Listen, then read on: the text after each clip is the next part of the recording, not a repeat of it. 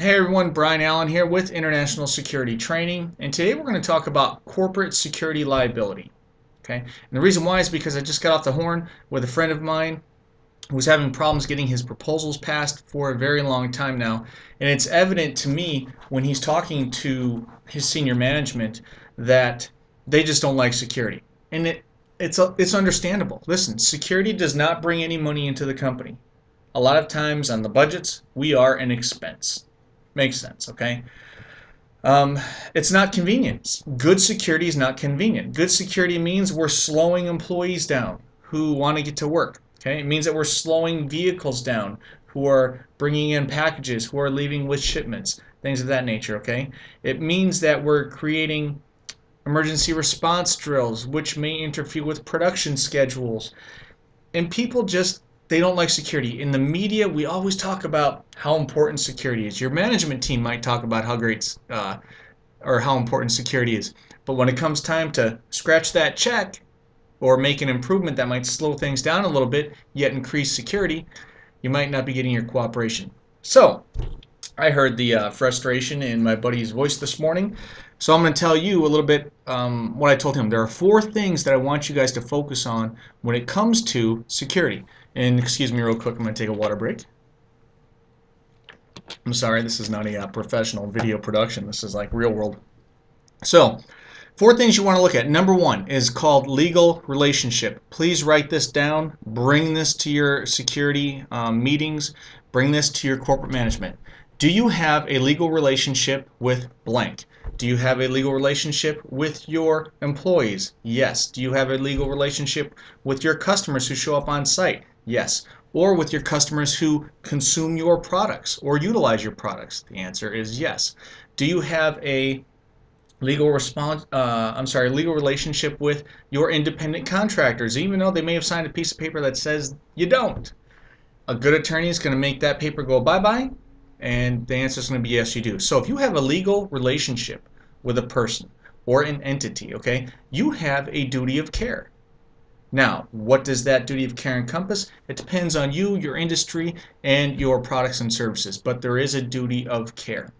When we have that legal responsibility or disregard that legal relationship, and we have that duty of care, well, now we are brought to a standard of foreseeability. It's up to us, the company owners, the senior leadership, senior management. We have to foresee the risks and problems that may come ahead. And the way we do that is we ask ourselves questions. Okay, you put together a security committee, you put together a senior management committee, and you ask yourselves, what industry are we in? What are the inherent dangers and or risks with our industry? Once you know what the risks are, how probable are we as far as being affected by those? So you have to go back and you have to search industry incident reports, industry numbers, okay? Look at your occupational safety and health organizations, depending on the country that you're in. Go out and find out how many bad things happen per year, what is the magnitude of the injuries or the illnesses that these things cause, what is the magnitude of the financial issues that are relating to those things, and now you will start to put together real data and have some real foreseeability.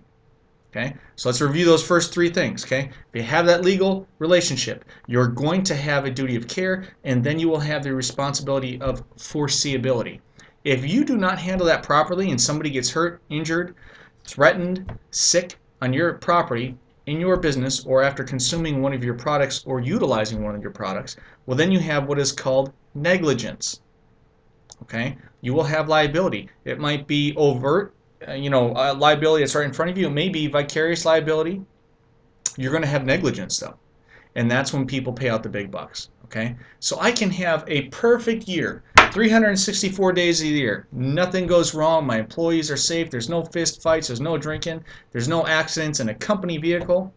Even if I haven't been maintaining that, I might be the owner of a bar. People might be fighting, but nobody gets hurt. Nobody calls the cops. Nobody sues me. And then that one day, I find myself in court because somebody got seriously hurt or somebody died, and they look at the totality of the circumstances, and they say, you, Mr. Business Owner, or you, leadership team, should have foreseen that this was a possibility, and we don't believe that you did what a company should reasonably do to prevent these things. So how about now you pay out $500,000, you pay out $5 million to this family, to the injured person, for what you should have been able to prevent. Boom. That's a lot of money. That's a lot of reputation. You might get a consent decree placed on your company. I've worked for companies when I was a security supervisor and security management where a consent decree was placed on the company, and that means their products are locked up. Their services are locked up. Now, the only way to get out of that is by this company not only financing the management costs that are incurred by the government when they place consent decrees, but now they have to have third-party auditors come out. Okay, they have legal expenses. I mean, these things can crush companies. Don't get yourself in a pickle. Don't get yourself in a jam, a $1 million, $5 million, $10 million jam, because you're trying to save on a $100,000 security system improvement because you don't want to hire a decent security manager at $75,000 a year. Okay, make sure your company knows that they have these things. And I'm trying to get, I know I'm running a little bit long in the video, but remember, you have legal relationship. If you have that, you're going to have the duty of care. When you have that, you have foreseeability. If you don't take care of these three things, you're going to have the fourth one, which is negligence, and the company is going to pay. So remember that when you're trying to get things approved, and hopefully I can put together another video blog in the future that addresses some other things that will help you guys out. So regardless of where you're at, executive protection, casino security, nightclub security, if you're bouncing, close protection overseas, whatever, I want you guys to stay safe, stay intelligent, keep your emotions in check, and be safe out there. Until next time, I'm Brian Allen with International Security Training.